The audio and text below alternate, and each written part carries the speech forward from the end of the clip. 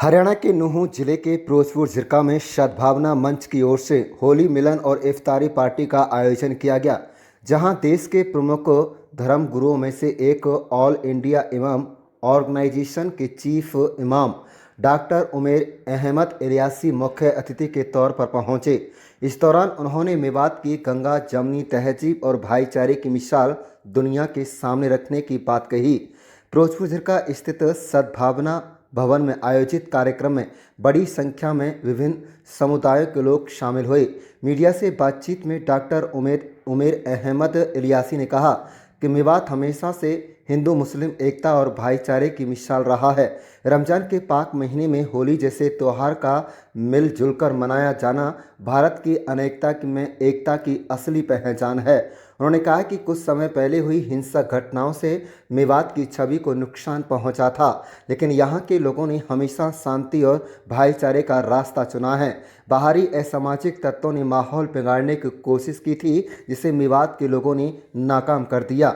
Doctor Ahmad उमेर इलियासी ने युवाओं में बढ़ते नशे पर भी चिंता जताई और इमामों से अपील की कि मस्जिदों से लोगों को जागरूक किया जाए ताकि नई पीढ़ी को इस दलदल से बचाया जा सके। उन्होंने कहा कि ऐसे सामाजिक और धार्मिक कार्यक्रम समाज को जोड़ने का काम करते हैं और मेवात की असली पहचान भाईचारा और मोहब्बत ही है। आप देख रहे हैं नूंह मेवात से लियाकत अली की रिपोर्ट। चैनल को सब्सक्राइब जरूर कर लीजिएगा। मंच के द्वारा आयोजित एक कार्यक्रम हुआ है आज फिरोजपुर झिरका में, जिसका नाम था होली और इफ्तार का कार्यक्रम। अभी होली गई है, रमजान का महीना चल रहा है। सद्भावना मंच के द्वारा ये कार्यक्रम जो है, इसके लिए मैं साधुवाद दूंगा जतीन मुश्री जी को और उनके तमाम सहयोगियों को, जिसमें तमाम जो खासतौर पे हमारे डॉक्टर सुरेश बघेल जी हैं, हमारे यहाँ के जो लोग जिम्मेदार लोग हैं जैसे चावला साहब हैं, यहाँ पर होंडा के जो राजकुमार जी हैं, यहाँ मुश्ताक अहमद साहब हैं, तमाम सारे समाज के तमाम सभी वर्गों के लोग यहाँ आज शामिल हैं। यही तो विशेषता है भारत की अनेकता में एकता। हमें सबको इसी तरह से ये कार्यक्रम करते रहने चाहिए। ऐसे कार्यक्रम चाहे होली मिलन हो, ईद मिलन हो, रमजान के कार्यक्रम हो, नवरात्रि के कार्यक्रम हो, ये सारी चीजें, ये सारे पर्व जोड़ने, आपस में जोड़ने का काम करते हैं। अभी आपके सामने याद होगा कि कुछ समय पहले मेवात का नाम बड़ा बदनाम हुआ पूरे विश्व में, जब एक यात्रा के दौरान यहाँ दंगा फसाद हुआ। इससे मेवात की बड़ी छवि खराब हुई, जबकि मेवात का जो क्षेत्र है, इससे बड़ा भाईचारा प्रेम आपको पूरे दुनिया में कहीं नहीं मिलेगा। यहाँ पर हिंदू मुसलमान सिख ईसाई सारे सभी लोग इस तरह से आपस में मिलके रहते हैं। आज तक जब सन 47 के बाद से आज तक यहाँ कोई झगड़ा ही नहीं हुआ, लेकिन कुछ बाहर के ऐसे तत्व थे, जो अनासिर लोग थे, जिन्होंने आके यहाँ दंगा फैलाने की कोशिश की और मेवात के क्षेत्र को बदनाम करने की कोशिश की गई। बड़ी साजिश थी।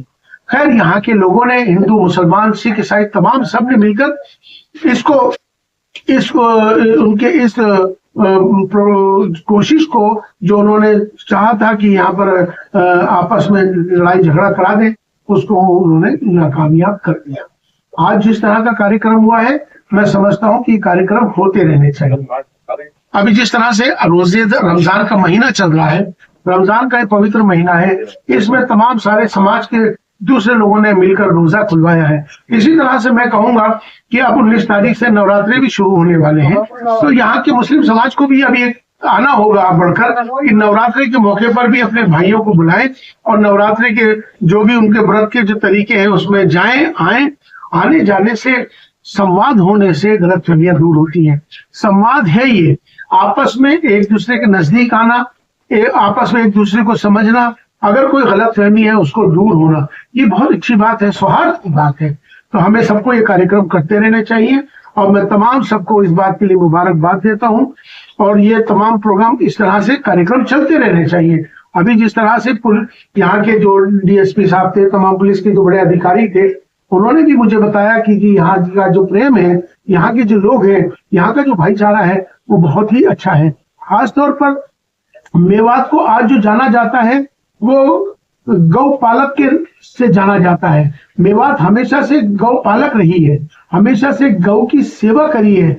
मैं समझता हूं कि आज जिस तरह से सब लोग मिलकर यहाँ पर इकट्ठे हुए हैं और यही संदेश देने की कोशिश की है कि हम सब एक हैं, हमें सबको एक होकर रहना है और समाज में जो बुराइयां हैं उनको दूर करना है।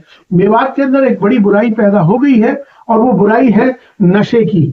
और वो नशा इतना हो गया है, अब उससे कोई भी समाज के लोग हैं उसमें नौजवान बच्चे नशा कर रहे हैं, बुराई की तरफ जा रहे हैं। तो मैं चीफ इमाम होने के नाते आज मैं तमाम मेवात के लोगों को संदेश देना चाहता हूं, मेरी आवाज जहां तक पहुंचे, कि जो बच्चे इस समय नशों में जो आ चुके हैं, उन बुराइयों में जा चुके हैं, तो हमारे समाज की हर सब बड़े जिम्मेदार लोगों की जिम्मेदारी है, खासतौर पे हमारे इमामों की जिम्मेदारी है कि वो अपनी मस्जिदों से बार बार लोगों को बिठाएं, मीटिंगें कराएं।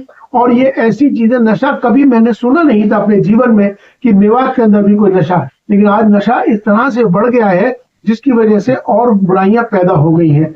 और दूसरा, यहाँ पर इस समय जो जरूरत है, यहाँ पर वो एजुकेशन की जरूरत है, तालीम की जरूरत है। तो हम सबको मिलकर तालीम पर जोर देना है और अपने इस मेवात क्षेत्र को आगे तरक्की की ओर लेके जाना है। सरकार पूरा सहयोग कर रही है। सरकार ने जिस तरह से, जब से बीजेपी की ऐसा हुकूमत आपके सामने है, बहुत सारे ऐसे आपने फैसले देखे होंगे जिसमें बहुत से मुस्लिम लड़कों को नौकरियां मिली है बगैर किसी भेदभाव के।